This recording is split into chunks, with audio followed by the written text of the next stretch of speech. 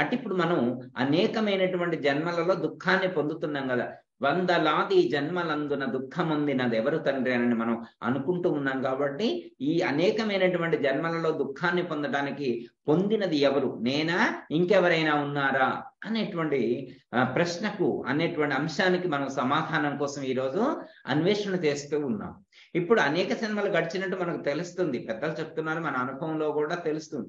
అయితే ఆ జన్మలలో మరి అనుభవాలన్నింటినీ పొందింది ఎవరు అనేటువంటి దానికి మనకు సందేహం కలుగుతుంది కదా. ఆ సందేహ నివృత్తి కోసం చిన్న ఎగ్జాంపుల్ ద్వారా మనం తెలుసుకునేటువంటి ప్రయత్నం చేద్దాం. ఒక మహాత్ముడు అంటే కోటీశ్వరుడు. మరి మీరు ఎన్ని కోట్లు ఉన్నాయి? లక్షల కోట్ల ఆస్తి ఉన్నాయి ఆయనకి. ఎన్ని కోట్లు? లక్షల కోట్ల ఆస్తి ఉంది. ఆయన పెద్ద పెద్ద కంపెనీలు ఇంటర్నేషనల్ వైడ్ గా ఉండేటువంటి అనేకమైనటువంటి బ్రాంచెస్ ఉన్నటువంటి వేరే వేరే దేశాల్లో కూడా, ఆస్ట్రేలియా, అమెరికా, ఇట్లా అనేకమైనటువంటి ప్రాంతాల్లో, జర్మనీలో, ఇట్లా అనేకమైనటువంటి ప్రాంతాల్లో, దేశాల్లో ఆయనకి కంపెనీలు ఉన్నాయి. ఆయన మొత్తం 18 కంపెనీలు స్టార్ట్ చేశారు. ఎన్ని కంపెనీలు స్టార్ట్ చేశారు? 18 కంపెనీలు స్టార్ట్ చేశారు. ఆయన యొక్క 18 కంపెనీల్లో దేశ విదేశాలన్నింటిలో పనిచేసేటువంటి స్టాఫ్ మొత్తం కూడా దాదాపు 9 లక్షల మంది పనిచేస్తూ ఉన్నారు. 18 కంపెనీలు, 9 లక్షల మంది ఆయన యొక్క కంపెనీల్లో జాబ్ చేస్తూ ఉన్నారు. ఇప్పుడు ఆయన పెట్టినటువంటి ఆ యొక్క 18 కంపెనీలు అన్ని అద్భుతంగా రన్ అవుతుంది. 9 లక్షల మంది అద్భుతంగా పనిచేస్తూ ఉన్నారు. 9 లక్షల మంది పనిచేస్తూ ఉన్నారు. ఇప్పుడు సపోజ్ ఉదాహరణకి సంక్రాంతి ఫెస్టివల్ వచ్చింది అనుకోండి, ఆ బిజినెస్ మంచిగా అయిందనుకోండి, అందులో ఆయనకు ఊహించినటువంటి స్థాయిలో వేల కోట్లు లాభం వచ్చినాయి అనుకోండి. సంతోషించేది ఎవరు? అంటే ఆయనకు అన్ని కోట్లు వస్తే సంతోషించేది ఎవరు అంటే కంపెనీ ఎవరైతే ఆ కంపెనీ పెట్టారో ఆయనే సంతోషిస్తాడు. అర్థమైందండి. ఇప్పుడు ఆయన 18 కంపెనీలు పెట్టాడు, కొన్ని కోట్లలో పెట్టాడు. ఇప్పుడు వేల కోట్ల లాభం వచ్చింది. లాభం వస్తే ఆ లాభం వచ్చినప్పుడు సంతోషపడేవాడు, ఆనందించేవాడు, సుఖించేవాడు యజమాని. ఆ కంపెనీల యజమాని సుఖపడతాడు, ఆనందపడతాడు. ఏమన్నా డౌట్ అండి ఇందులో? ఏమాత్రం కూడా డౌట్ లేదు కదా. ఒకవేళ కరోనా వచ్చింది, గత 2 సంవత్సరాల క్రితం కరోనా వచ్చింది కదండి. ఆ కరోనా రావడం వల్ల బిజినెస్ సరిగా జరగలేదు, ఆయన బిజినెస్ సరిగా జరగలేదు. వేల కోట్లు లాస్ వచ్చింది. ఇప్పుడు మరి దుఃఖపడేది ఎవరు? దుఃఖించేది ఎవరు? యజమాని. అంటే ఆ కంపెనీలన్నింటికీ కూడా కర్త ఎవరైతే ఉన్నారో, యజమాని ఎవరైతే ఉన్నారో, దానికి ఓనర్ ఎవరైతే ఉన్నారో, లాభం వస్తే సంతోషించేది ఆయనే, నష్టం వస్తే దుఃఖించేది కూడా ఆయనే. మరి మిగతా స్టాఫ్కి ఏమైనా సంబంధం ఉంటుందా? వాళ్ళకి ఏముంటదండి? ఇప్పుడు ఆ 9 లక్షల మంది పనిచేస్తున్నారు ఆ 18 కంపెనీల్లో. మరి 9 లక్షల మందికి ఏమైనా బాధ్యత ఉంటుందా? దాంట్లో లాస్ వస్తే వాళ్ళకి ఏమైనా సంబంధం ఉంటుందా? లాభం వస్తే వాళ్ళకి ఏమైనా సంబంధం ఉంటుందా? అందులో వచ్చే లాస్తో కానీ, అందులో వచ్చేటువంటి ప్రాఫిట్ తోటి కానీ, అందులో ఉండేటువంటి వర్కర్స్కి ఎలాంటి సంబంధం లేదు. ఎవరైతే హెడ్ ఆఫ్ ద ఓనర్ ఉన్నారో, హెడ్ ఆఫ్ ద డిపార్ట్మెంట్ ఎవరైతే ఉన్నారో, యజమాని ఎవరో అతనికే లాభం, యజమాని ఎవరో అతనికే నష్టం. ఓకే, ఇది అర్థమైంది కదండి. అంటే ఒక వ్యక్తి కొన్ని కంపెనీలు ప్రారంభించి కొన్ని లక్షల మందిని అందులో ఉద్యోగస్తులుగా పెట్టుకొని ఆ కంపెనీలు రన్ చేస్తూ ఉన్నప్పుడు దాంట్లో లాభం వచ్చినా ఆయనకే, లాభం వస్తే సంతోషపడేది ఆయనే, నష్టం వస్తే బాధపడేది కూడా తనే. ఈ వర్కర్స్కి అందులో దేంట్లో కూడా సంబంధం లేదు. ఓకే, ఇది అర్థమైంది కదండి. ఓకే, అలాగే పరమాత్మ ఒక కంపెనీ పెట్టాడు. ప్రపంచం అనే ఒక కంపెనీని సృష్టించాడు. ఆయన సృష్టించినటువంటి కంపెనీ ఏమిటి? ఈ ప్రపంచం అనేటువంటి కంపెనీ పెట్టాడు. ఈ ప్రపంచం అనేటువంటి కంపెనీలో 84 లక్షల జీవ ఉపాధులను ఏర్పాటు చేసుకున్నాడు. ఎవరు ఏర్పాటు చేసుకున్నారు? ఆయనే తయారు చేసుకున్నాడు. ఈ 84 లక్షల జీవ ఉపాధులను ఏర్పాటు చేసుకున్నాడు. ఈ 84 లక్షల జీవ ఉపాధులన్నింటి యందు కూడా ఆయనే ఉన్నాడు. మళ్ళా ఈ గురువు గారు నా శరీరంలో ఆయన ఉంటాడా ఉండడా అని ప్రశ్నించుకోవాల్సిన అవసరం లేదు. అన్ని ఉపాధులలో 84 లక్షల జీవ ఉపాధులన్నింటిలో కూడా ఆయనే ఉన్నాడు. చీమల్లో ఆయనే ఉన్నాడు, దోమల్లో ఆయనే ఉన్నాడు, ఈగల్లో ఆయనే ఉన్నాడు, పశువుల్లో ఆయనే ఉన్నాడు, పక్షుల్లో ఆయనే ఉన్నాడు, జలచరాల్లో ఆయనే ఉన్నాడు, చేపల్లో ఆయనే ఉన్నాడు, తాబేల్లో ఆయనే ఉన్నాడు, మొసలిలో ఆయనే ఉన్నాడు, పులిలో ఆయనే ఉన్నాడు, పిల్లిలో ఆయనే ఉన్నాడు, జింకలో ఆయనే ఉన్నాడు, ఆవులో ఆయనే ఉన్నాడు. అన్నిటి యందు కూడా సమస్త చరాచర జగత్తునంతటా అన్నిటి యందు కూడా ఆయనే ఉన్నాడు. నువ్వు లేవు, మనం లేవు. ఇప్పుడు అర్థం, పరమాత్మ ప్రపంచం అనే ఒక కంపెనీని పెట్టుకొని ఆ ప్రపంచం అనేటువంటి మరి కంపెనీ అనుకోండి, లేకపోతే ఇదొక ఆయనకు వినోదశాల అనుకోండి, ఆయనకి ఎంటర్టైన్మెంట్ కోసం ఒక డిజైన్ చేసుకున్నటువంటి ఈ సృష్టి ప్రపంచం అనే దాన్ని సృష్టించుకున్నాడు. ఈ ప్రపంచం అనేటువంటి ఎంటర్టైన్మెంట్ పాయింట్ లో ఆయన వినోదభరితమైనటువంటి ఈ ప్రపంచంలో ఆయన ఏర్పాటు చేసుకున్నటువంటి ప్రపంచంలో ఏం పెట్టుకున్నాడు? 84 లక్షల దేవ ఉపాధులను పెట్టుకున్నాడు. వాటన్నిటిలో ఆయనే ఉన్నాడు. అంటే ఈ ప్రపంచం మొత్తంలో ఉన్నటువంటి ప్రాణులన్నిటి యందు కూడా ఆయనే ఉన్నాడు. ఏం గురువుగారు, నాలో ఆయనే ఉన్నారా? ఆయనే ఉన్నారు. మరి మీలో ఆయనే ఉన్నారు, తల్లిదండ్రుల్లో ఆయనే ఉన్నారు, అక్క చెల్లెల్లో ఆయనే ఉన్నారు, అన్నదమ్ముల్లో ఆయనే ఉన్నారు, అత్తమామల్లో ఆయనే ఉన్నారు, మాస్టర్లో ఆయనే ఉన్నారు, స్టూడెంట్లో ఆయనే ఉన్నారు, సంగీత విద్వాంసుల్లో ఆయనే ఉన్నారు, పండితుల్లో ఆయనే ఉన్నారు, పామరుల్లో ఆయనే ఉన్నాడు. సమస్త ప్రాణులన్నింటి యందు కూడా ఆయనే ఉన్నాడు. నువ్వు లేనేలేవు. ప్రపంచం అయింది, ప్రపంచంలో ఉన్నటువంటి ప్రాణులు కూడా ఆయనే, ఈ ప్రాణుల యందు ఉన్నది కూడా ఆయనే. ఈ యొక్క ఉపాధుల ద్వారా అనేకమైనటువంటి అనుభవాలను పొందేటువంటిది కూడా ఆయనే. నీకు అసలు సంబంధమే లేదు, నీకు ఇన్వాల్వ్మెంటే లేదు, నీకు ఇందులో ఇన్వాల్వ్మెంట్ అసలు లేనే లేదు, అసలు నువ్వు లేనే లేవు. ఉన్నదే ఆయన. ఆయన ఈ ప్రపంచాన్ని సృష్టించుకున్నాడు. ప్రపంచంలో ఈ ప్రపంచాన్ని సృష్టించుకొని ప్రపంచంలో 84 లక్షల జీవ ఉపాధులను సృష్టించుకొని ఆ ఉపాధులన్నింటి యందు ఆయనే ప్రవేశించి గుణమిశ్రమాల వివేకంతో, అంటే సత్వ రజస్ తమో గుణాలు, సత్వగుణము, రజోగుణము, తమో గుణము, మిశ్రమ గుణాలు ఒక దాంట్లో ఒకటి కాంబినేషన్ మిక్సింగ్ చేసుకుంటూ ఇంత అనంతమైనటువంటి విశ్వంగా వ్యాపించి అనేకమైనటువంటి కోట్లాది యొక్క అనుభవాలను పొందేటువంటిది ఆయనే అనుభవాలను పొందుతూ ఉన్నాడు. అసలు నీకు సంబంధమే లేదు. దీని ద్వారా వచ్చేటువంటి లాభ నష్టాలకు కూడా నీకు సంబంధం లేదు. ఈ శరీరాన్ని ధరించక ముందు ఆయన ఇంకో శరీరాన్ని ధరించి ఉన్నాడు. ఆ శరీరాన్ని ధరించక ముందు అంతకుముందు ఇంకో శరీరాన్ని ధరించి ఉన్నాడు. ఈ శరీరాన్ని ధరించక ముందు ఆయన పాము శరీరాన్ని ధరించి ఉన్నాడు. పాము శరీరాన్ని ధరించక ముందు గద్ద శరీరాన్ని ధరించి ఉన్నాడు. పక్షి శరీరాన్ని ధరించి ఉన్నాడు. పక్షి శరీరాన్ని ధరించక ముందు పిల్లి శరీరాన్ని ధరించి ఉన్నాడు. ఆయన పిల్లి శరీరాన్ని ధరించింది ఆయనే, పక్షి శరీరాన్ని ధరించింది ఆయనే, పాము శరీరాన్ని ధరించింది ఆయనే, ఈ శరీరాన్ని ధరించింది ఆయనే. ఈ శరీరాన్ని విడిచిపెట్టిన తర్వాత ఇంకో శరీరాన్ని ధరించేది కూడా ఆయనే. నీకు సంబంధం లేదు. ఈ నిర్ణయంతో నువ్వున్నట్లయితే, ఈ జ్ఞానం కలిగి నువ్వున్నట్లయితే నీకు దుఃఖించాల్సిన అవసరం లేదు. శరీరం అయింది, శరీరంలో ఉంది ఆయన. ఆయన శరీరంతో, ఆయన ఇంద్రియాలతో, ఆయన ఇచ్ఛానుసారంగా ఆయన జీవిస్తూ ఉన్నాడు. నీకేంటి ఇబ్బంది, నీకేంటి కష్టం? అదే చెప్తూ ఉన్నాను అన్నమాట. చేటు పాటులారంటే చేయవచ్చు ఫలము ముమ్మాటికి అనుభవించి మరణ జననములందా అతడేరే కర్త ఆయనే అనుభవిస్తాడు. వందలాది జన్మలందున దుఃఖమొందినదెవరు తండ్రి. వేలాది లేదా లక్షలాది జన్మలు ఇప్పటి వరకు మనం సృష్టి పుట్టినప్పటి నుంచి ఇప్పటి వరకు అనేక జన్మలు గడిచాయి, అనేకమైనటువంటి జన్మలు గడిచాయి. ఆ జన్మలన్నింటి యందు కూడా దుఃఖాన్ని పొందింది ఎవరు అంటే, ఎవరైతే ఈ శరీరాలను ఏర్పాటు చేసుకున్నారో ఆయనే దుఃఖాన్ని పొందుతాడు తప్ప నీకు సంబంధం లేదు అని ఇక్కడ చెప్పడం అనేటువంటిది జరిగింది. కొంచెం కన్ఫ్యూజ్ గా అర్థం కాకుండా ఉన్నట్టు ఉంటుంది కదా. ఓకే, నెక్స్ట్ చరణంలో కూడా ఇంక మనకి కంప్లీట్ గా క్లారిటీ అనేటువంటిది వస్తుంది. ఇంద్రియంబుల చట్టము దీనందు బంధు బంధమిప్పుడు గుట్టెను. ఇంద్రియంబుల చట్టము దీనందు బంధు బంధమిప్పుడు గుట్టెను.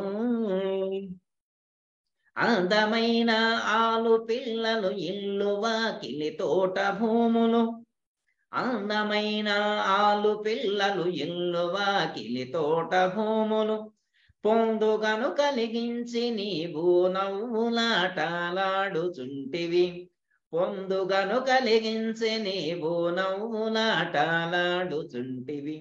ఎందుకిస్తివి జన్మము జగదీశ్వర, నాకెందుకిస్తివి జన్మము. శరీరాన్ని ఎలా తయారు చేశాడో చెప్తున్నాను. ఇంద్రియంబుల చట్టము అంటే ఈ వస్తువు ఎలా ఉంది అంటే, చట్టం అంటే బిగించబడి ఉంది. ఈ శరీరం అనేటువంటిది కొన్నిటితో బిగించబడింది. ఒక చట్టం అంటే చుట్టూ ఉన్నటువంటి ఒక ఆవరణ. చట్టం అంటే ఆవరణ అన్నమాట. ఒక ఆవరణలో బిగించబడి ఉంది శరీరం అనేటువంటి ఆవరణ. ఇది శరీరం అనేటువంటి ఆవరణలో ఏం బిగించారు అంటే ఇంద్రియాలు బిగించబడి ఉంది. శరీరం అనేటువంటి చట్టానికి ఇంద్రియాలు అనేటువంటి, శరీరం అనేటువంటి ఆవరణలో ఇంద్రియాలు అనేటువంటి వాటిని బిగించి ఈ చట్టానికి బిగించి తీసుకొచ్చారు. అదే చెప్తా, ఇంద్రియంబుల చట్టము, ఇంద్రియాలతో కూడి ఉన్నటువంటి చట్టమే. దీనందు బంధు బంధమెప్పుడు గుట్టెను అంటే ఇంద్రియాలు ఏర్పడిని.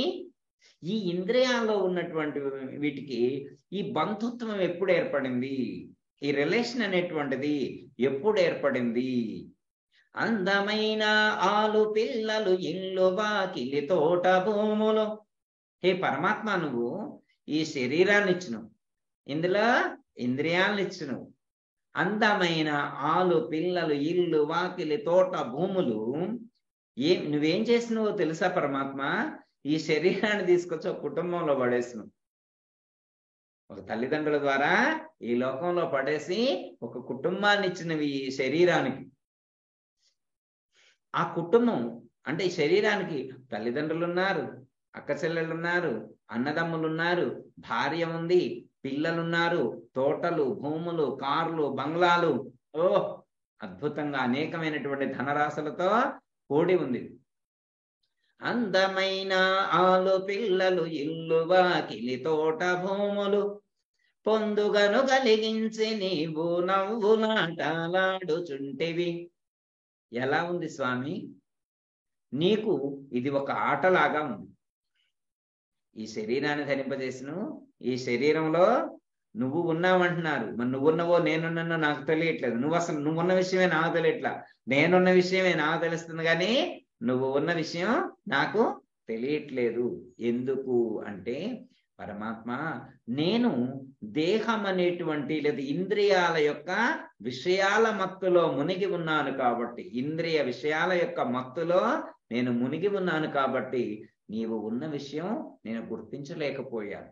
నేను ఈ మత్తులో మునిగిపోయి ఉన్నాను.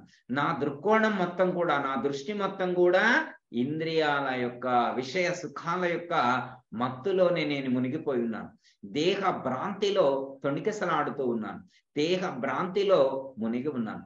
దేహము, ఇంద్రియాలు, విషయాల యొక్క మత్తులో చిక్కుకొని నేనెవరు అనేటువంటి సత్యాన్ని గుర్తించలేక నేను కూడా పుట్టేవాడినని, గిట్టేవాడిని అనేటువంటి భ్రమలో చిక్కుకొని దుఃఖాన్ని పొందుతూ ఉన్నాను అని చెప్పడం అనేటువంటిది జరిగింది. చూడండి, ఈ శరీరాన్ని పరమాత్మ ఇచ్చారు. శరీరాన్ని ఇచ్చిన తర్వాత ఇంద్రియాలు కూడా ఇందులో ఉన్నాయి. ఆయనే ఇందులో ఉన్నాడు. అంటే మనం జ్ఞానం లేని కారణం చేత, ఆత్మజ్ఞానం కలగనటువంటి కారణం చేత మనం లౌకికమైనటువంటి విషయాల ఈ దృష్టిలోనే, విషయ సుఖాల్లోనే మగ్నత చెందుతూ ఉన్నాం. సత్యం బోధపడినట్లయితే, నేను ఆత్మను అనేటువంటి సత్యం తెలిసినట్లయితే ఈ యొక్క భ్రాంతి అనేటువంటిది తొలగిపోతుంది. అందుకే పరమాత్మ మంచి శరీరాన్ని ఇచ్చాడు, ఇంద్రియాలను ఇచ్చారు, మనసునిచ్చాడు, వివేకాన్ని కూడా ఇచ్చారు. వివేకాన్ని కూడా ఇచ్చారు. మంచి చెడు ఈ ప్రపంచంలో ఉన్నాయి. మంచి ఉంది, చెడు ఉంది. ప్రపంచం అంటే ఒక్కటే, మనకొక్కడి కోసం పుట్టించింది కాదు కదా. ప్రపంచం అంటే మనొక్కడి కోసం పుట్టించింది కాదు. 84 లక్షల జీవ ఉపాధుల అవసరం కోసం నిర్మించబడినటువంటి ప్రపంచం, విశాలమైనటువంటి ప్రపంచం ఇది. మనొక్కళ్ళ కోసం పుట్టించినటువంటిది కాదు. కాకపోతే మనల్ని పుట్టించేప్పుడే మనకు కావలసినటువంటి ఆహార పదార్థాలను కూడా ఇందులో ఏర్పాటు చేయటం అనేటువంటిది ఉంది.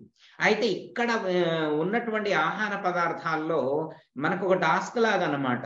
ఎట్లా అంటే మంచివి ఉంటవి, చెడ్డవి ఉంటవి. మనకి సుఖాన్ని కలిగించేవి ఉంటవి, దుఃఖాన్ని కలిగించేవి కూడా ఉంటాయి. మనం దేన్ని అనుసరిస్తాము, దేన్ని ఫాలో అవుతాము అనేటువంటి దాన్ని బేస్ చేసుకొని మన యొక్క సుఖము, మన యొక్క దుఃఖము ఆధారపడి ఉంటుంది. ఇప్పుడు మనం ఉన్నాం అనుకోండి, ఒకటే పరమాత్మ ఏం చేశారంటే ఈ విశ్వ రచన చేసినప్పుడు ఒక చట్టాన్ని ఏర్పాటు చేశారు, ధర్మము అనేటువంటి చట్టం. ఈ విశ్వం మొత్తం కూడా ధర్మాన్ని బేస్ చేసుకొని నడుస్తూ ఉంది. ఆ ధర్మం అనేటువంటి ఆ గీతను పట్టుకొని, ఆ ధర్మం అనేటువంటి దాన్ని మనం పట్టుకొని కనుక ముందుకు వెళ్ళగలిగినట్లయితే ఖచ్చితంగా సుఖంగా మన యొక్క ప్రయాణం అనేటువంటిది కొనసాగుతుంది.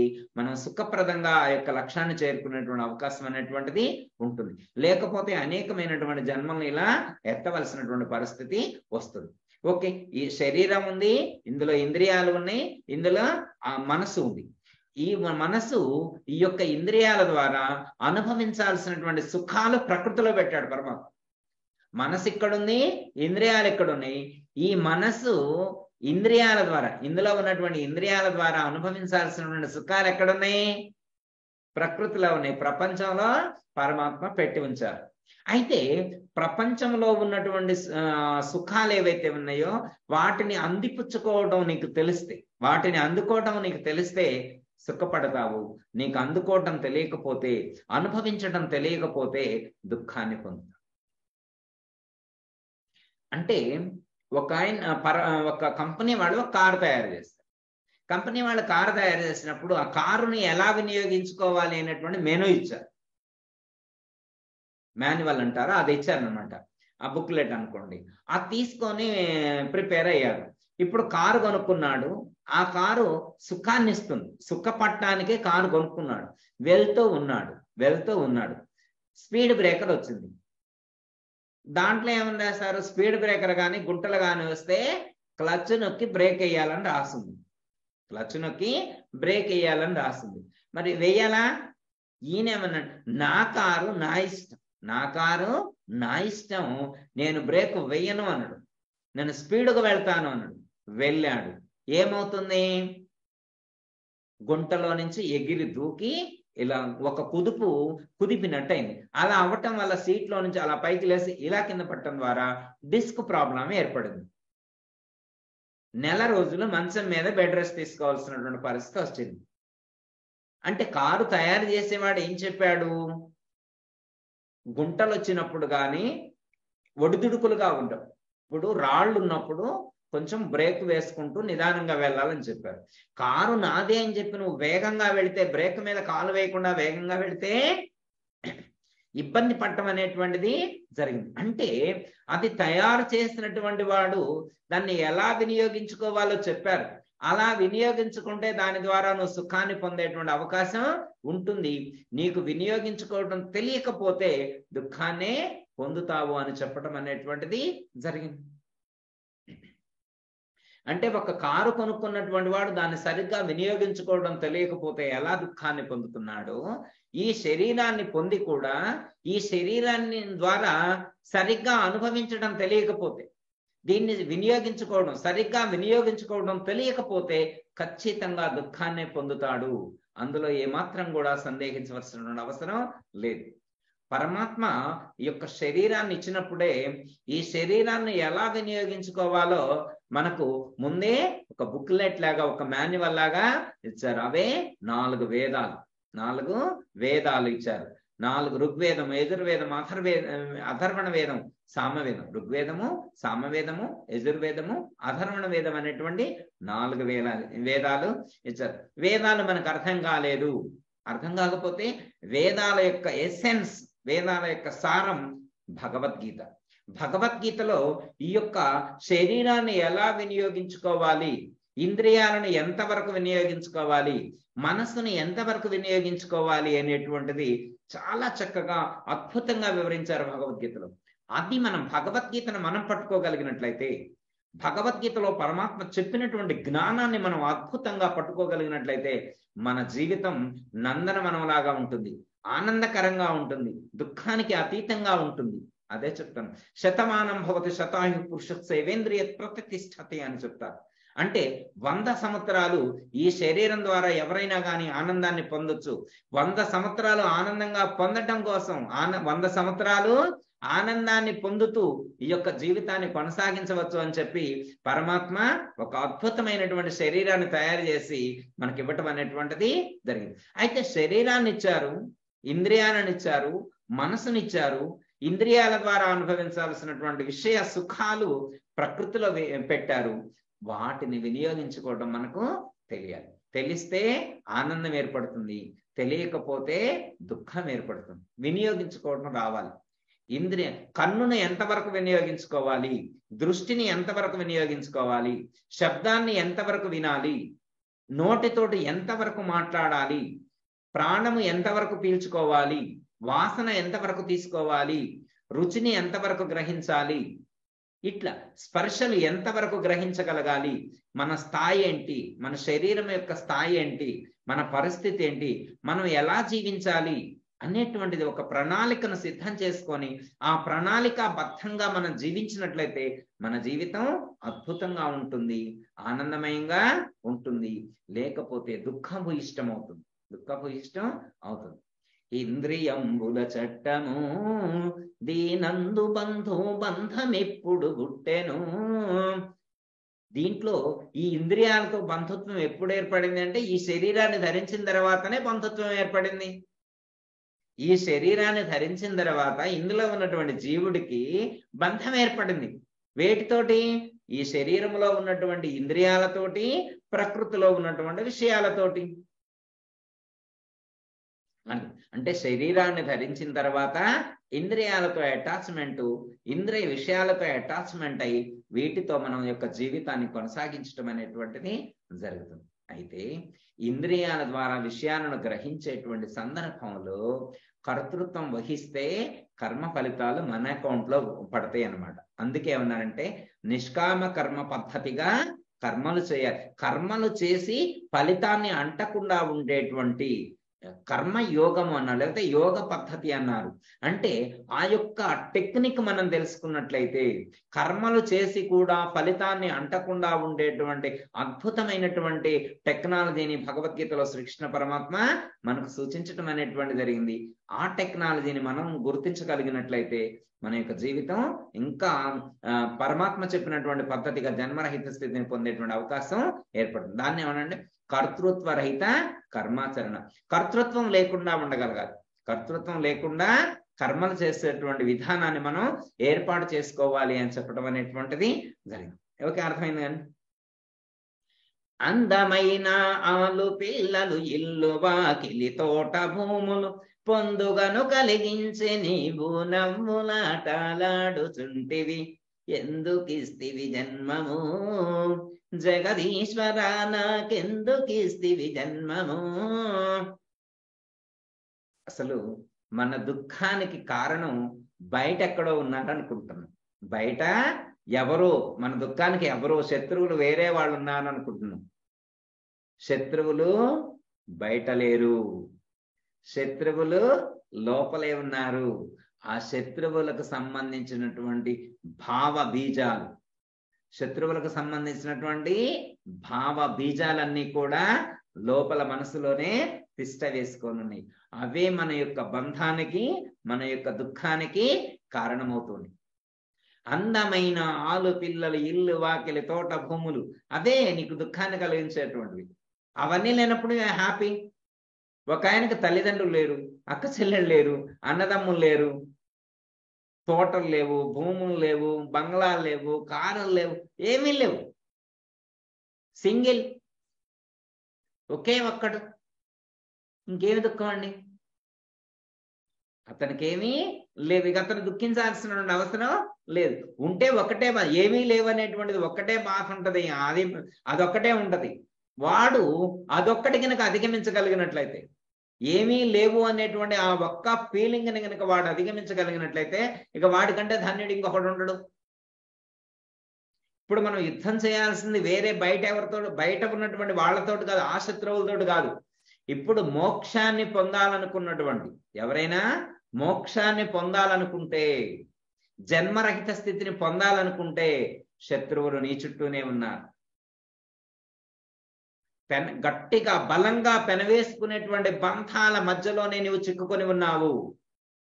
తల్లిదండ్రులు, అక్క చెల్లెళ్ళు, అన్నదమ్ములు, భార్య, పిల్లలు, నీవు సంపాదించినటువంటి ధనము, బంగ్లాలు, ఇళ్ళు, వాకిలి, తోటలు, భూములు, ప్లాట్లు, ఇవన్నీ కూడా నీకు ప్రతిబంధకాలు. ఇవన్నీ కూడా నీకు దుఃఖదాయకాలు. ఇవన్నీ నావి అని చెప్పి, ఇవన్నీ నాయి, ఇవన్నీ నావే, ఇవన్నీ నా నుండి దూరంగా వెళ్లకుండా వీటిని నేను ప్రొటెక్ట్ చేసుకోవాలని చెప్పి, వీటన్నిటినీ ప్రొటెక్ట్ చేసుకోవాలని చెప్పి, వీటిని జారిపోకుండా చేసుకోవాలి అనేటువంటి పెనుగులాటలోనే నీ జీవితం ముగిసిపోతుంది. ఏది అన్నిటినీ కూడా అలా గట్టిగా పట్టుకొని ఏది జారిపోకుండా చూడాలని చెప్పి, ఏది జారిపోకుండా ఉండాలని చెప్పి పోరాటం చేస్తూ ఉన్నాడు. పుట్టిన కాడ్నుంచి జ్ఞానం కలిగినటువంటి క్షణం నుండి లాస్ట్ మినిట్ వరకు కూడా, తుది శ్వాస విడిచిపెట్టేటువంటి చివరి క్షణం వరకు కూడా వీడి యొక్క పోరాటం అదే, వీడి యొక్క ఆరాటం, పోరాటం అదే అన్నమాట. దానికోసమే ప్రయత్నం చేస్తూ ఉన్నాడు. చూడండి, ఇంకా శత్రువులు వీళ్ళు కాక ఇంకెవరండి? అందుకే మనకు శాస్త్రంలో పెద్దల నాయన గారు ఏమని చెప్పారు? ఈషణత్రయాలు అని చెప్పారు. ధనీషణ, ధారీషణ, పుత్రీషణ. శంకరాచార్య వారు కూడా భజగోవిందంలో ఇదే చెప్తారనమాట. చాలా మంది అనుకుంటారు మా కుటుంబ సభ్యులు అలాంటి వాళ్ళు కాదు, మా పిల్లలు అలాంటి వాళ్ళు కాదు, చాలా ఉత్తములు అని చెప్తారు. కానీ శంకరాచార్య వారు దాన్ని ఒప్పుకోలేదు. అలాగే చెప్తారు, కానీ అది సత్యము కాదు అని చెప్పారు. ఈ ప్రపంచంలో ఎవరైనా కానీ అలాంటి వాళ్ళే, బంధంలో చిక్కుకున్నటువంటి వారే, దుఃఖంలో చిక్కుకున్నటువంటి వారే.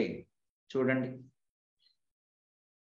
అందరూ కూడా దుఃఖాన్ని కలిగించేటువంటి వాళ్ళే, అందులో ఏమాత్రం కూడా సందేహం లేదు.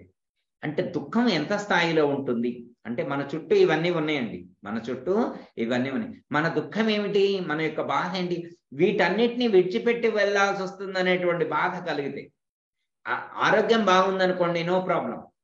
తల్లిదండ్రులు ఉన్నారు, అక్క చెల్లెళ్ళు ఉన్నారు, అన్నదమ్ములు ఉన్నారు, భార్య ఉంది, పిల్లలు ఉన్నారు, 12 కార్లు కొన్నారు, 8 బిల్డింగులు కొన్నారు, అంతా బాగుంది, అంతా చాలా అద్భుతంగా ఉందన్నమాట.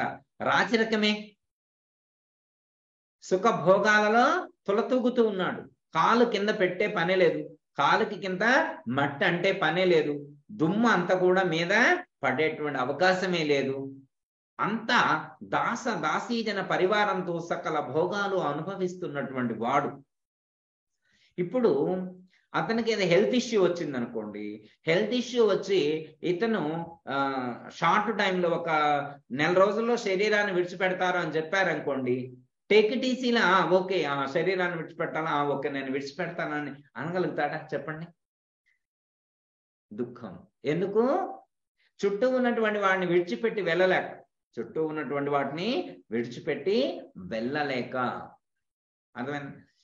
అంటే మన యొక్క దుఃఖానికి, మనం ఈ యొక్క దుఃఖంలో చిక్కుకోవడానికి కారణభూతమైనటువంటిది ఏమిటి అంటే, మనం ఏర్పాటు చేసుకున్నటువంటి ప్రేమలు, మమకారాలు, అహంకారాలు. అహంకారము, మమకారమే మన యొక్క దుఃఖానికి, మన యొక్క బంధానికి కారణమవుతుంది. మనల్ని ఈ ప్రపంచంలో ఇరికించింది ఇవే. మనల్ని ఈ ప్రపంచంలో ఇరికించింది ఎవరు? ఇవే. ఈ దుఃఖంలో ఇరికించింది ఎవరు? ఇవే. మనల్ని అభిబంధించాయా, మనం బంధింపబడి ఉన్నామా? ఆయన నవ్వుతూ ఉంటాడనమాట. ఈ ఆటలో మనం గెలవలేకపోతే పైన ఆయన నవ్వుతూ ఉంటాడనమాట. అదే చెప్తున్నారనమాట. అందమైన ఆలు పిల్లలు ఇల్లు వాకిలి తోట భూములు పొందుగను కలిగించి నవ్వులాటలాడుచుంటివి. మనం ఈ సంసారాన్ని నెట్టుకొని రాలేక అక్కడే మ్రగ్గిపోతూ ఉంటే ఆయన నవ్వుకుంటూ ఉంటాడు. ఆయనకు ఒక ఆట ఇది, ఆయనకు వినోదభరితంగా ఉంటుంది, ఆయనకి ఎంటర్టైన్మెంట్ గా ఉంది ఈ ఆట చూస్తే. మన ప్రవర్తన అలా ఉంది చూడు. మరి ఏం చేద్దాం చెప్పండి? పోరాటం చేద్దామంటారా? యుద్ధం చేద్దామంటారా? సంసారం మీద యుద్ధం ఎక్కడంటే సంసారం మీదనే మన యుద్ధం చేయాలి. దీన్ని అధిగమించేటువంటి ప్రయత్నం చేయాలి.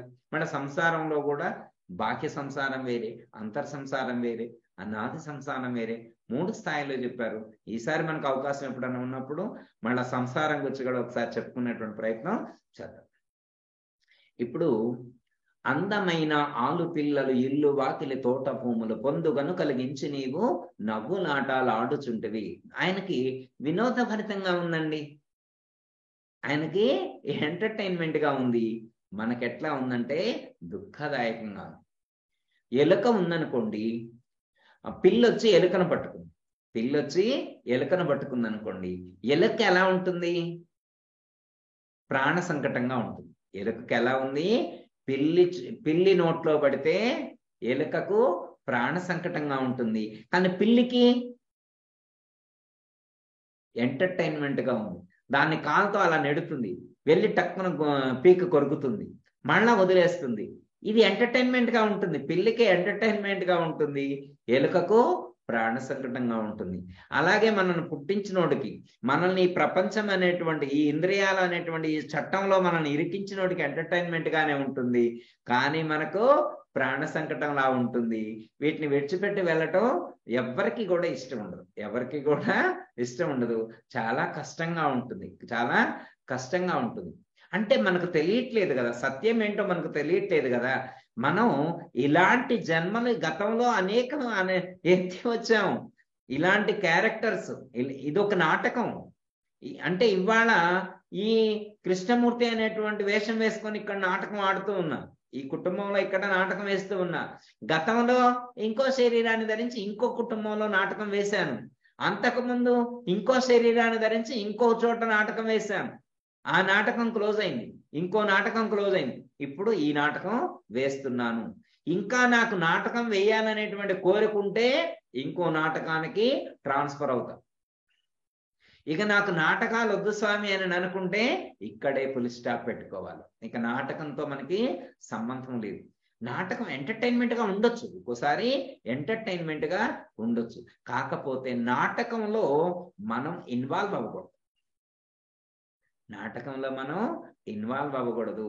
ఇందులో మనం నటులము అనేటువంటి జ్ఞానం కలిగితే చాలు. మనకేం జ్ఞానం కలగాల? మనం నటులము, మనం జీవించేస్తున్నాం, నటించట్లా, మనం జీవించేస్తున్నాం అన్నమాట. అందుకని ఆ నాటకం స్టేజీని విడిచిపెట్టి రావాలంటే ఫీల్ అవుతున్నాం. అదే మనం నటిస్తున్నాం అనేటువంటి జ్ఞానం ఉందనుకోండి, టేక్ ఇట్ ఈజీగా స్టేజీని విడిచిపెట్టి వచ్చేస్తాం. ఒకచోట హరిశ్చంద్ర నాటకం వేస్తున్నాం, సత్య హరిశ్చంద్ర నాటకం వేస్తూ ఉన్నారు. అందులో ఉన్నటువంటి చంద్రమతి క్యారెక్టర్ వేసేటువంటి ఆయన కోటీశ్వరుడు. చంద్రమతి క్యారెక్టర్ వేసినటువంటి ఆయన బయట బాక్యంగా అయితే కోటీశ్వరుడు అనమాట. ఆయనకి ఆ నాటకం మొత్తాన్నిలో ఉన్నటువంటి వాళ్ళందరికంటే ధనవంతుడు ఆయనే అనమాట. ఆయన ఇప్పుడు చంద్రమతి క్యారెక్టర్ వేస్తూ ఉన్నాడు. ఆయన ఆ క్యారెక్టర్ ధరించిన కాడి నుంచి ఏడవటమే అనమాట లాస్ట్ వరకు కూడా. ఎన్ని కష్టాలు పడుతుంది చంద్రమతి అనేటువంటిది మనకు తెలుసు. ఆ నాటకంలో కూడా అతను అంతా విలపిస్తూ ఉంటాడనమాట, అంతా బాధపడుతూ ఉంటాడు. కానీ నాటకం అయిపోయిన తర్వాత కూడా అలాగే బాధపడతాడు ఆయన.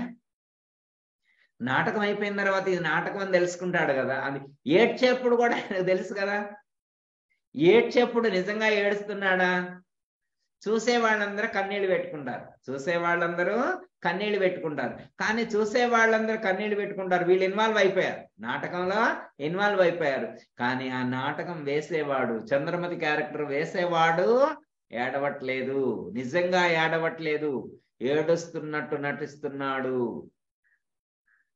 ఆయన ఏడుస్తున్నట్టు నటించినందుకు ఆయన డబ్బులు తీసుకుంటున్నాడు, ఆయన జీవించట్లా. చూసేవాళ్ళు జీవిస్తున్నారు. అందరూ కళ్ళెమ్మటి నీళ్లు కారుతూ ఉన్నాయి అన్నమాట, దస్తీలన్నీ తడిచిపోతూ ఉన్నాయి. అంత అద్భుతంగా తన యొక్క నటనను అద్భుతంగా పండిస్తూ ఉన్నాడు. ఆయన ఏడ్చినట్టు నటిస్తున్నాడు, ఏడవట్లేదు. చూసే వాళ్ళందరూ నిజమని ఏడుస్తున్నారు.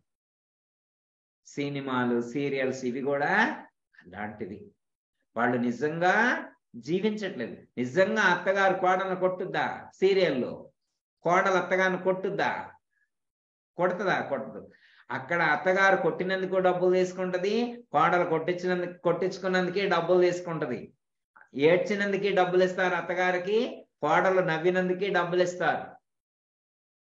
చూసినటువంటి మనకే విలువైనటువంటి సమయం వేస్ట్ అయిపోయింది.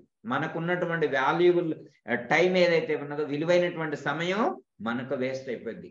రోజుకి 24 గంటల్లో కొంత సమయం వీటి కోసమే, సోషల్ మీడియా కోసమే వినియోగిస్తే మన విలువైనటువంటి సమయం మొత్తం కూడా దుర్వినియోగం అయిపోయేటువంటి అవకాశం ఉంటుంది. అది కాదు నాటకం, ఇదే నాటకం. తల్లి, తండ్రి, అక్క, చెల్లి, అన్న, తమ్ముడు, భార్య, పిల్లలు, తోటలు, భూములు, కార్లు, బంగ్లాలు, వీటన్నిటితో కూడి ఉన్నటువంటి ఈ యొక్క కుటుంబంలో మనం ఉన్నాం. ఇక్కడ మనం నటించాలి తప్ప జీవించకూడదు. ఎందుకంటే ఇదంతా అశాశ్వతమైనటువంటిది. వీళ్ళందరినీ కూడా ఎప్పుడో ఒకప్పుడు మనం విడిచిపెట్టి వెళతాము. విడిచిపెట్టి వెళ్ళటానికి మనం సిద్ధమై ఉండాలి. మనం ఎలా ఉండాలా? విడిచిపెట్టి వెళ్ళటానికి సిద్ధమై ఉండాలి. మనం ప్రిపేర్ అయి ఉండాలి. మనం ఈ యొక్క శరీరాన్ని విడిచిపెట్టి వెళ్ళేటువంటి టైంలో ఎలా ఉండాలి అంటే, మనం వెళ్ళటానికి రెడీ టు మూవ్ లాగా ఉండాలి. మనకున్నటువంటి కనెక్షన్ అన్నిటినీ కూడా కట్ చేసుకొని ఉండాలి. ఎక్కడెక్కడైతే ముడులు వేసుకొని ఉన్నామో, ఎక్కడెక్కడైతే బంధింపబడి ఉన్నామో, ఆ యొక్క బంధాలన్నింటినీ కూడా, ఆ యొక్క బంధనాలన్నింటినీ కూడా, ఆ యొక్క ముడులన్నింటినీ కూడా మనం విప్పేసుకొని ప్రశాంతంగా హాయిగా మన నిజ స్థితిలో మనం ఒదిగి ఉండాలి. ఓకే, అర్థమైంది కదండి? అంటే మనం ఈ కుటుంబం అనేటువంటి నాటకంలో జీవిస్తూ ఉన్నాం. మనం కూడా నాటకంలో పాత్రధారులు ఎలా నటిస్తూ ఉన్నారో, మనం కూడా అలా నటించినట్లయితే దుఃఖం అనేటువంటిది కలగదండి. భాగవత కృష్ణదేశకుల వారు ఎప్పుడు చెప్తారు, మనం కూడా ఎప్పుడో చెప్పుకుంటాం. ఒకసారి గుర్తు చేసుకుంటాం. ఎట్లా అంటే కందార్థం, పిల్లలు తాటాకులతో పిల్లల గావించి పెండ్లి పేరంటంబుల్ కొల్లలుగా చేయువారల తల్లులుగని సత్యమనుచు తల చేరామదేని నిను నీ వీట్లు తలచారామదేని కళా సంసారము గని మానవులు సంత శిలాగా గురు మంత్ర సిద్ధోలో నిజమాని తల చేరామదేని నిను నీ వీట్లు తలచారామదేని. పిల్లలు తాటాకులతో పిల్లల గావించి పెండ్లు పేరంటంబుల్ కొల్లలుగా చేయువారల తల్లులు గని సత్యమని తలచేరా మదిని. పిల్లలు కొన్ని వెనకటి రోజుల్లో తాటాకు బొమ్మలు అనుకోండి, ఆ తాటాకులతోటి కొన్ని బొమ్మలు తెచ్చుకొని బొమ్మలు తయారు చేసుకొని వాళ్ళు ఆట ఆడుకుంటూ ఉన్నారు. అలా ఆట ఆడుకునేటువంటి పిల్లలు తల్లిదండ్రులు అక్కడ కుర్చీ వేసుకొని చూస్తున్నారు. పిల్లలు ఒక గీత గీసుకున్నారు, బలపంతో చాక్పీస్ తోటో గీత గీసుకున్నారు. ఒక ఇల్లు నిర్మించారు, అందులో కొన్ని గదులు, హాలు, పూజా గది, కిచెన్, బెడ్రూము ఇవన్నీ ఏర్పాటు చేసుకున్నారు. అందులో బొమ్మలు పెట్టుకున్నారు, అందులో టీవీ ఏర్పాటు చేసుకున్నారు. వాళ్ళు ఒక ఆట ఆడుకుంటున్నారు, ఆ తాటాకులతోటి ఆట ఆడుకున్నారు. వంట చేస్తున్నట్టు నటిస్తున్నారు, తింటున్నట్టు నటిస్తున్నారు, టీవీ చూస్తున్నట్టు నటిస్తున్నారు, తప్పు చేసిన పిల్లల్ని దండిస్తున్నట్టు నటిస్తున్నారు. పిల్లలు తాటాకులతో పిల్లలు గావించి మళ్ళా వాటికి వాళ్ళ పిల్లగాడికి పెళ్లి చేసినట్టు, వాళ్ళకి పిల్లలు పుట్టినట్టు, వాళ్ళకు ఉద్యోగం వచ్చినట్టు, ఇవన్నీ కూడా ఒక ఆట ఆడుకుంటూ ఉన్నారు. పిల్లల మంచి ఆట ఆడుకుంటూ ఉన్నారు. ఇప్పుడు తల్లిదండ్రులు కుర్చీ వేసుకొని కూర్చొని చూస్తూ ఉన్నారు. ఆ పిల్లలే ఒకళ్ళకొకళ్ళు తిట్టుకుంటూ కొట్టుకుంటూ ఉన్నారనమాట. ఎందుకు? అది ఒక ఆట. ఆటలో అది కూడా ఒక భాగం. కానీ అవన్నీ నిజమని చెప్పి తల్లిదండ్రులు భావిస్తారా? భావించరు. తల్లిదండ్రుల దృష్టిలో అవన్నీ కూడా పిల్ల చేష్టలు. పిల్లలు ఆడుకునేటువంటి ఆటల్లాగానే టేక్ ఇట్ ఈజీ లాగా తీసుకుంటారు తప్ప అది సత్యమని అనుకోరు. వాళ్ళ ఆట అబద్ధమని, వాళ్ళ ఆట అసత్యం అని చెప్పి తల్లిదండ్రులకు తెలుసు. అందుకని తల్లిదండ్రులు అందులో ఇన్వాల్వ్ అవ్వరు.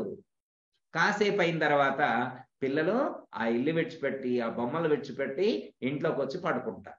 ఇంట్లోకి వచ్చి పడుకున్న తర్వాత ఆ పిల్లలకు కూడా ఆ ఇంటి ధ్యాస లేదు, ఆ బొమ్మల ధ్యాస లేదు. అవన్నీ సర్ది డబ్బాలో పెట్టి వచ్చేసారు. లాస్ట్ కు పిల్లలు కూడా అది టేక్ ఇట్ ఈజీ లాగా తీసుకున్నారు. ఆ బొమ్మలు వాటన్నిటిని టేక్ ఇట్ ఈజీ లాగా తీసుకొచ్చి పడుకున్నారు. అదే గనుక ఆ పిల్లలు అక్కడే ఇన్వాల్వ్ అయి ఉంటే లోపలికి వచ్చి పడుకున్నా కానీ వాళ్ళకు కూడా నిద్ర పడదు. అదే ఫీలింగ్ తో ఉంటారు. వాళ్ళు అక్కడ ఆడుకునే వాళ్ళు ఇద్దరు కొట్టుకున్నారు. వచ్చి అలాగే పోటాపోటీగా ఉన్నారు. ఇద్దరు కూడా పోటాపోటీగా ఉన్నారనమాట. ఒకళ్ళు కూడా తగ్గేట్టుగా లేరనమాట. అలా కాసేపు వాళ్ళు మెయింటైన్ అవుతూ ఉంటారు. కానీ తల్లిదండ్రులు అవన్నీ పట్టించుకోరు. వాళ్ళు ఎలాంటి ఫీలింగ్స్ తో ఉన్నా కానీ అది అసత్యము అనేటువంటి భావంలో తల్లిదండ్రులు ఉంటారు. ఓకే, అర్థమైనా?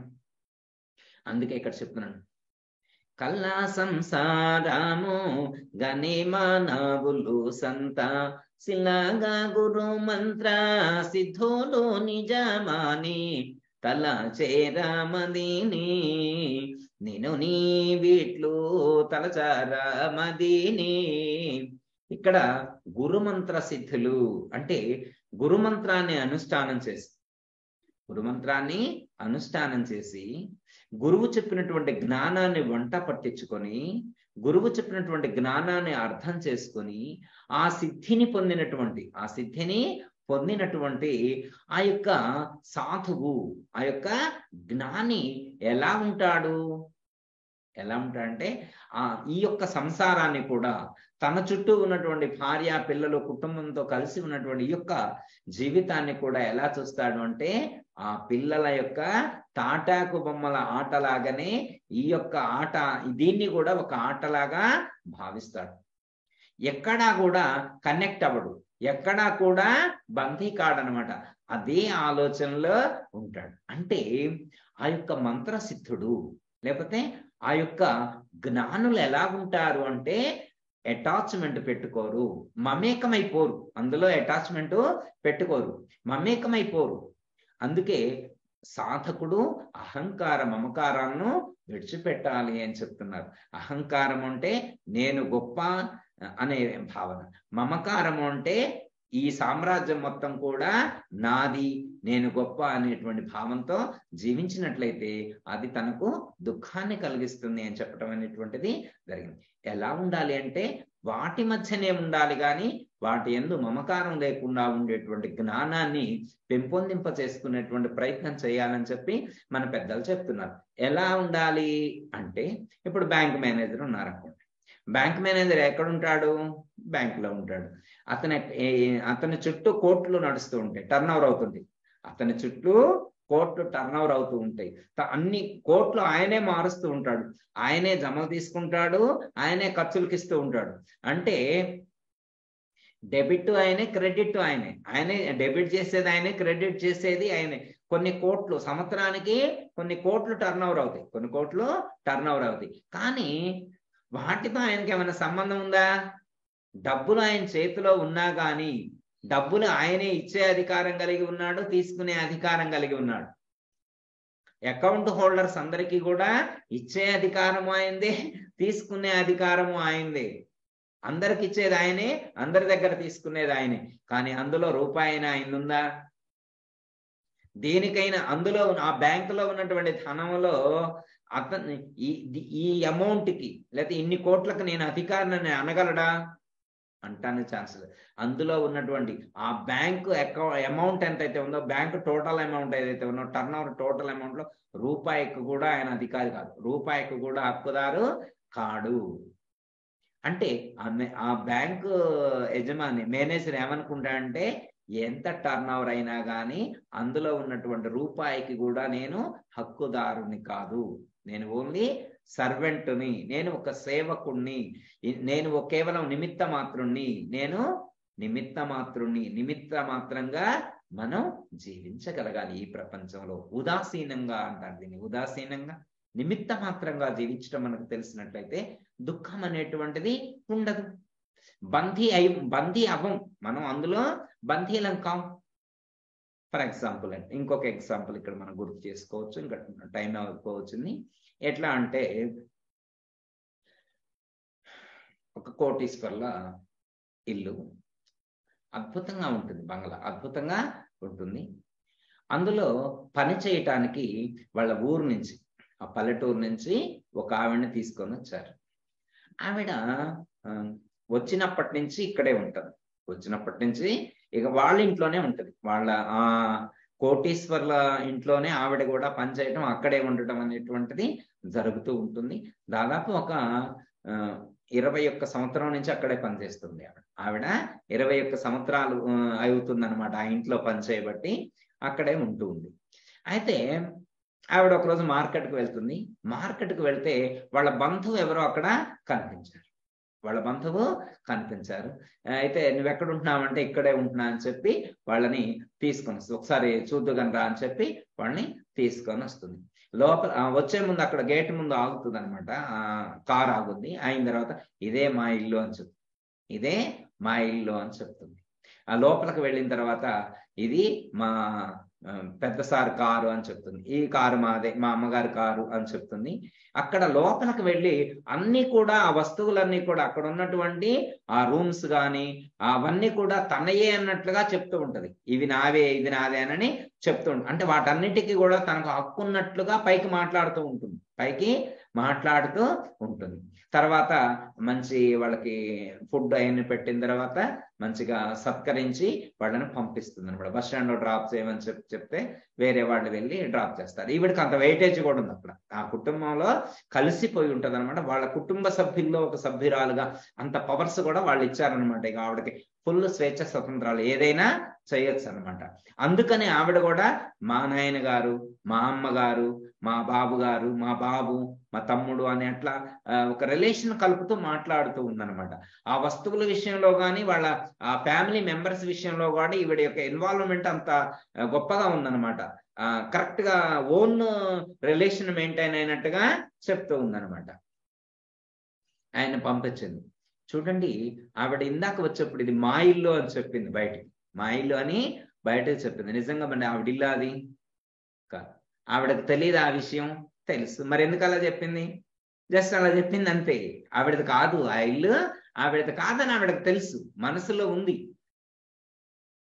మనసులో ఆవిడకి మా ఇల్లు కాదు అనే భావన ఉండే మా ఇల్లు అని పైకి చెప్పింది అంతే. దర్శనం లోపలికి వచ్చిన తర్వాత నాయన గారని, మా అమ్మగారని, మా తమ్ముడు గారని, మా మరదలానని ఇట్లా పరిచయం చేసేప్పుడు కూడా మా అనే రిలేషన్ మెయింటైన్ చేసింది. నిజంగా మా తమ్ముడు అని చెప్పింది, కానీ నిజంగా ఆవిడ తమ్ముడు ఆయన కాదు. వాళ్ళ తమ్ముడు ఊర్లో పొలం పని చేసుకుంటూ ఉన్నాడు.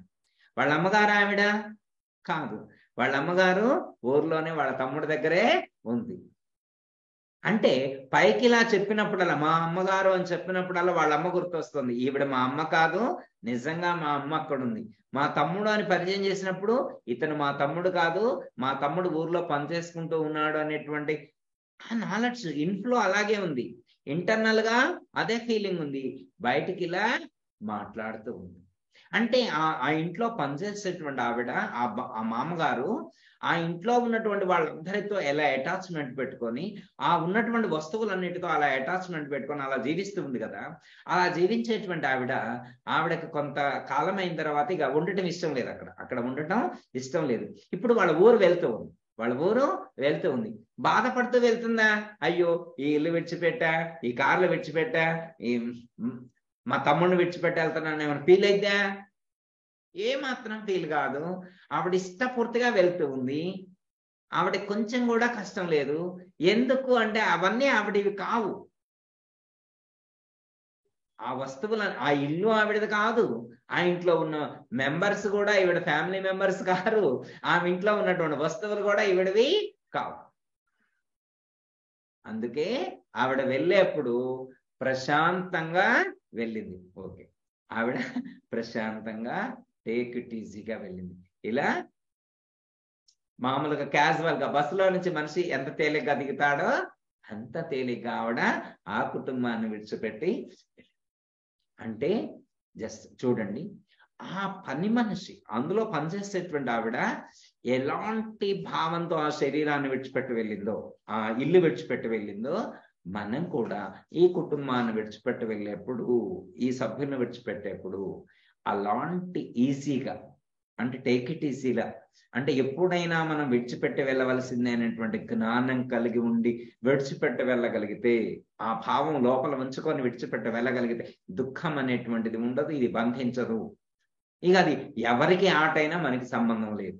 ఇది ఎవరికి ఆటలాగా అనుకున్నా మనకేమీ సంబంధం, మనకి కూడా ఒక ఆటలాగానే ఉంటది, మనకి కూడా ఒక నాటకం లాగానే ఉంటది, మనకి కూడా ఒక ఎంటర్టైన్మెంట్ ప్రోగ్రామ్ లాగానే ఉంటది.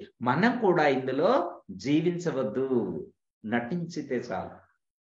నటించడం తెలుసుకోగలిగితే ఇదంతా విడిచిపెట్టిపోయేటువంటిది అనేటువంటి ఆ నటనా కౌశలం మనకుంటే దుఃఖం అనేటువంటిది మనకు రాదు. అప్పుడు ఈ ప్రకృతి, అప్పుడు ఇది ఈ ఇంద్రియాలు కానీ ఈ విషయాలు కానీ మనల్ని దుఃఖించవు అని చెప్పడం అనేటువంటిది జరిగింది. ఇంద్రియంబుల చట్టము దీనందు బంధు బంధమెప్పుడు పుట్టెను, అందమైన ఆలు పిల్లలు ఇల్లు వాకిలి తోట భూములు పొందుగను కలిగించి నీవు నవ్వులాటలాడుచుంటివి, ఎందుకిస్తివి జన్మము జగదీశ్వర నాకెందుకిస్తివి జన్మము. చూడండి, జన్మ ఎందుకు వచ్చింది అంటే, అది ఎందుకు వచ్చినా గాని దాన్ని వినియోగించుకోవడం తెలిస్తే ఆనందంగా ఉంటుంది, వినియోగించుకోవడం తెలియకపోతే దుఃఖం కలుగుతుంది. అదే విషయాన్ని మనం ఈరోజు సద్గురుమూర్తి యొక్క అనుగ్రహంతో ఈ 2 చరణాల ద్వారా తెలుసుకోగలిగాం. నెక్స్ట్ జై గురు. మరిన్ని ఆధ్యాత్మిక రహస్యాల కోసం అచల బోధ, ఆత్మబోధ, భగవద్గీత, అలాగే పండుగల్లో దాగిన అర్థాలు, అంతరార్థాల కోసం మరియు యోగము, ధ్యానము మొదలైన అనేక ఆధ్యాత్మిక తెలుగు ప్రవచనాల కోసం క్రింద ఉన్నటువంటి రెడ్ కలర్ సబ్స్క్రైబ్ బటన్ను క్లిక్ చేయండి. అలాగే ప్రక్కనే ఉన్నటువంటి గంట సింబల్ను నొక్కండి. అలాగే ఈ వీడియో మీకు నచ్చినట్లయితే లైక్ చేయండి మరియు షేర్ చేయండి. జై గురు.